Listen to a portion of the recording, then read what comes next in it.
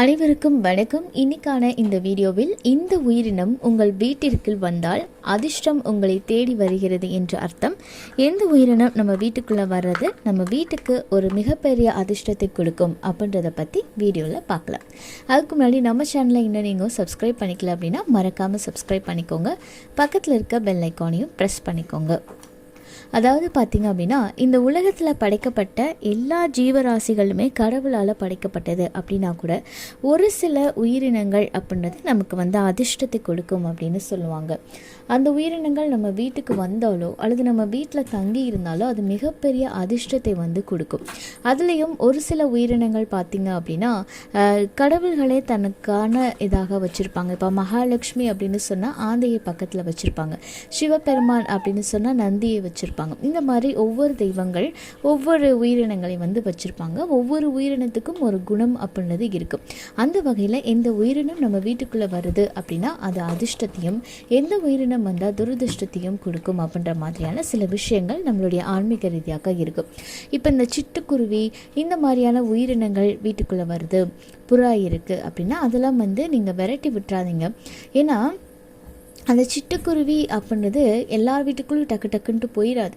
So உங்கள் வீட்டுக்குள்ளே வருது அப்படின்னா அதுக்கு ஏதாவது ஒரு காரணம் இருக்கும், அதுக்கான ஒரு அறிகுறியாக கூட அது இருக்கலாம். ஏன்னா சிட்டுக்குருவி நம்ம வீட்டுக்கு வருது அப்படின்னு சொன்னாலே அது அதிர்ஷ்டத்துக்குரிய அறிகுறியாக சொல்லப்படுது. அதனால் சிட்டுக்குருவி வீட்டுக்குள்ளே வருதுன்னா உங்களை தேடி அதிர்ஷ்டம் வருது அப்படின்னு சொல்லுவாங்க.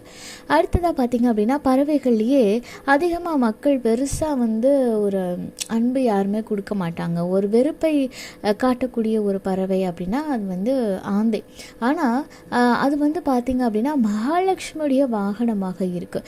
இது நம்ம தெற்கு சைடில் அவ்வளோவா தென் மாநிலங்களில் இது அவ்வளோவா இருக்காது. ஆனால் வட மாநிலத்தில் ஆந்தையுடைய பார்த்திங்கன்னா அது ஒரு அதிர்ஷ்டமாக தான் கருதுவாங்க.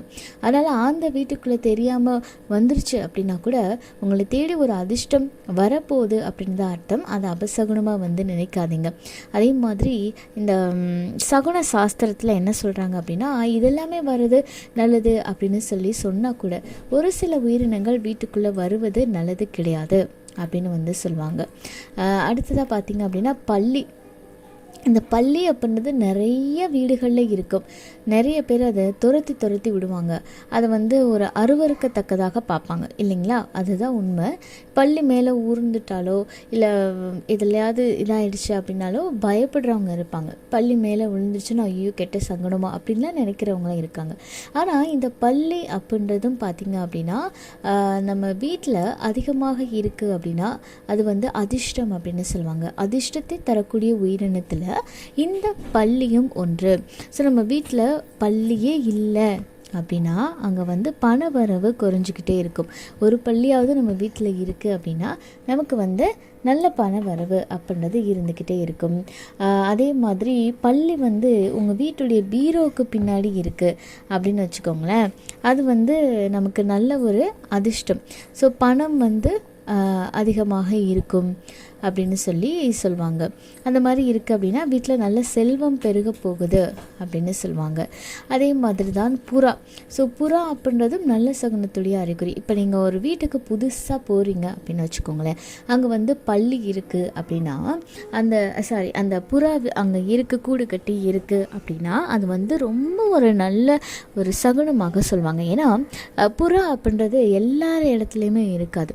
அது ரொம்ப அந்த நேர்மறை ஆற்றல் சொல்லுவாங்களே, பாசிட்டிவ் எனர்ஜி. எந்த இடத்துல அந்த பாசிட்டிவ் எனர்ஜி ரொம்ப அதிகமாக இருக்கும் அந்த இடத்துல தான் புறா மாதிரியான உயிரினங்கள் கூடு கட்டி வசிக்கும். ஸோ நம்ம போகிற இடம் நல்ல ஒரு பாசிட்டிவ் எனர்ஜியில் இருக்குது அப்படின்றதுனால தான் புறா இருக்கும்.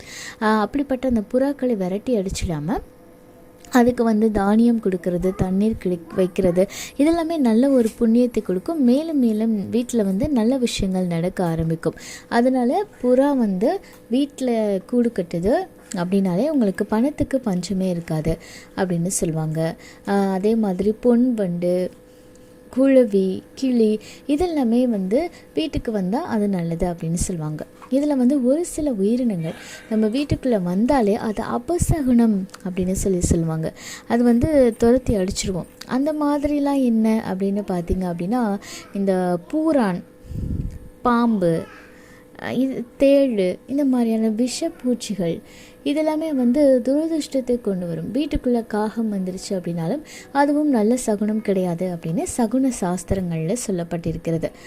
இந்த பொன் வண்டெல்லாம் வீட்டுக்குள்ளே வந்தால் ரொம்ப ரொம்ப நல்லது தாங்க. அதனால் அதுக்கெல்லாம் வந்து நம்ம பயப்பட வேண்டிய அவசியம் அப்படின்றது கிடையாது.